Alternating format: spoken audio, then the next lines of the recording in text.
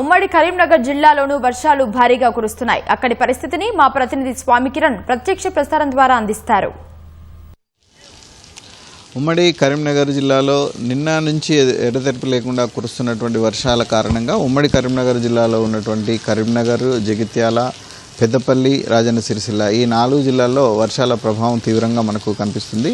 అయితే ముఖ్యంగా జగిత్యాల జిల్లా ఈసారి వర్షాలకు ఎక్కువగా ప్రభావితమైంది. ఈ జగిత్యాల జిల్లాలో మనం నియోజకవర్గాల వారీగా వస్తే అటు ధర్మపురి నియోజకవర్గంలో రాత్రి నుంచి కురుస్తున్నటువంటి వర్షాల కారణంగా ఇటు నిన్న నేరెళ్ల దగ్గర లో లెవెల్ వంతెన మీద నుంచి జాతీయ రహదారి మీద నుంచి పెద్ద ఎత్తున వాగు పారింది. అయితే ఈరోజు అంటే నిన్నటి నుంచి వర్షాలు కురిశాయి. ఈరోజు మాత్రం అంటే అర్ధరాత్రి నుంచి మొత్తం నెమ్మదిగా తగ్గుముఖం పట్టుకుంటూ వచ్చింది. ప్రస్తుతానికైతే ముసురువాన అయితే కొనసాగుతుంది. అయితే నేరెళ్ల దగ్గర ఉన్నటువంటి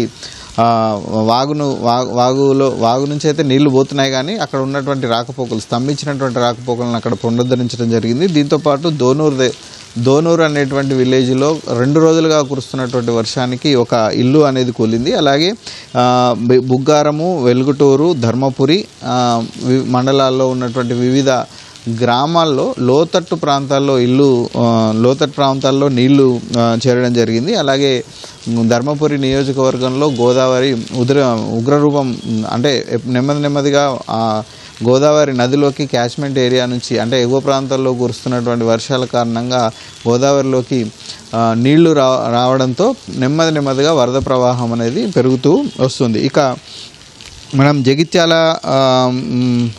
జిల్లాలో కనుక చూస్తే జగిత్యాల, అక్సాయిపల్లి మధ్య నిన్న రాకపోకలన్నీ కూడా పూర్తిగా స్తంభించడం జరిగింది. అక్కడ వాగు ఉప్పొంగడంతో ప్రతిసారి అంటే ఎప్పుడు వర్షాలు కురిసినా అక్కడ వాగు ఉప్పొంగుతూనే ఉంటుంది. ఆ వాగు ప్రస్తుతానికైతే రాకపోకలు అక్కడ పునరుద్ధరించారు. అయితే ప్రస్తుతానికైతే జగిత్యాల జిల్లాలో పెద్దగా ఎఫెక్ట్ లేదు. కాకపోతే ఏంటంటే ఈ జగిత్యాల, పెద్దపల్లి, రాజన్న సిరిసిల్ల ఇతర జిల్లాల్లో వర్షాల కారణంగా స్కూళ్ళన్నింటినీ కూడా ఈరోజు సెలవు ప్రకటించారు. అన్ని రకాల యాజమాన్యాలకు సంబంధించినటువంటి స్కూళ్ళు బంద్ చేయాలని చెప్పేసి విద్యాశాఖ అధికారులు ఆదేశాలు జారీ చేయడంతో ఈరోజు స్కూళ్ళన్నీ కూడా బంద్ అయ్యాయి. ఇక మెట్పల్లి నియోజకవర్గంలో యామాపూర్, కోమటికొండాపూర్ మధ్యన మనకు రాకపోకలు నిలిచిపోయాయి. అట్లాగే కల్లూరు రోడ్డు కూడా పూర్తిగా బ్లాక్ అయింది.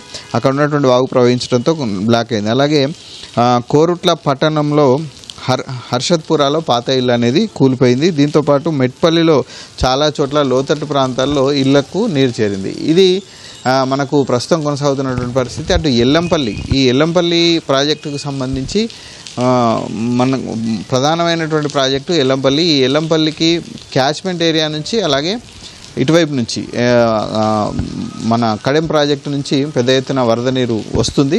ఇప్పటికే ఎల్లంపల్లి ప్రాజెక్టుకు క్యాచ్మెంట్ ఏరియా నుంచి సుమారు 47,000 క్యూసెక్లు వరద నీరు వస్తుండగా పైనుంచి అంటే కడెంకి సంబంధించినటువంటి గేట్లు 18 గేట్లకు 6 గేట్లు ఎత్తడం వల్ల సుమారు 47,000 క్యూసెక్ల నీరు ఎల్లంపల్లి వైపుగా ప్రస్తుతం ప్రవహిస్తుంది. దీంతో ఇక్కడ అంటే అటు 47,000 ఇటు 47,000 క్యూసెక్లు అంటే సుమారు 1,00,000 క్యూసెక్ల నీరు ఎల్లంపల్లికి వస్తున్నటువంటి నేపథ్యంలో ఈ దిగువ ప్రాంతాల్లో ఉన్నటువంటి వాళ్ళంతా కూడా అప్రమత్తంగా ఉండాలని చెప్పేసి అధికారులు ఇప్పటికే విజ్ఞప్తి చేయడం జరిగింది. నీటిపారుదల శాఖ అధికారులు హెచ్చరిక కూడా జారీ చేయడం జరిగింది. నదిలోకి ఎవరు గొర్రెల కాపర్లు కానీ వీళ్ళందరూ కానీ ఎవరు నదిలోకి వెళ్ళొద్దని చెప్పేసి ఇప్పటికే హెచ్చరికలు జారీ చేయడం జరిగింది. ఇక ఎల్లంపల్లి నుంచి మనకు నందిమేడారము, లక్ష్మీపూర్ పంప్ హౌస్ ద్వారా మనకి మిడ్మానేరుకు ప్రస్తుతం 14,000 క్యూసెక్ల నీటిని విడుదల చేస్తున్నారు. ఇటు మిడ్మానేరుకు సంబంధించి కూడా నిన్న 20 టీఎంసీలకు కానీ 8 టీఎంసీల నీటి నిల్వ ప్రస్తుతం ఉంది. ఈ మిడ్మానేరులో లక్ష్మీపూర్ పంప్ హౌస్ ద్వారా 12,000 క్యూసెక్ల వరద వచ్చి చేరుతుంది. దీంతోపాటు క్యాచ్మెంట్ ఏరియా నుంచి కూడా సుమారు 2,000 క్యూసెక్ల నీరు చేరుతుంది. అంటే మొత్తం 14,000 క్యూసెక్ల వరద నీరు ప్రస్తుతం మిడ్మానేరుకు వచ్చి చేరుతుంది. 27 టీఎంసీలకు కానీ 8 టీఎంసీల నీళ్లు ఇక్కడ ఉన్నాయి. ఇక లోయర్ మానేరుకు వస్తే లోయర్ మానేరుకు మాత్రం కేవలం 1000 క్యూసెక్లు క్యాచ్మెంట్ ఏరియా నుంచి వస్తుంది. ఇక్కడ నుంచి అంటే లోయర్ మానేరుకి ఇంకా పంపింగ్ కానీ నీటి వరద కానీ ఇంకా ఏం ప్రారంభం కాలేదు. ప్రస్తుతానికైతే 4 టీఎంసీలకు గాను 5.5 టీఎంసీల నీటి నిల్వ మాత్రమే ఉంది. అయితే వర్షాలు మనకి అన్ని చోట్ల కూడా విస్తారంగా కురిసినా కానీ మనకు ఒకసారి కనుక గమనిస్తే ఈ వర్షాలు పెద్దగా అంటే ఎఫెక్ట్ చూపట్లేదని చెప్పొచ్చు. 2 రోజులు భారీ వర్షాలు కురిసినా పెద్ద ఎఫెక్ట్ లేవు. ఎందుకంటే కరీంనగర్ జిల్లాకి మొత్తం 8 మండలాల్లో ఇప్పటికీ లోటు వర్షపాతం నమోదై ఉంది.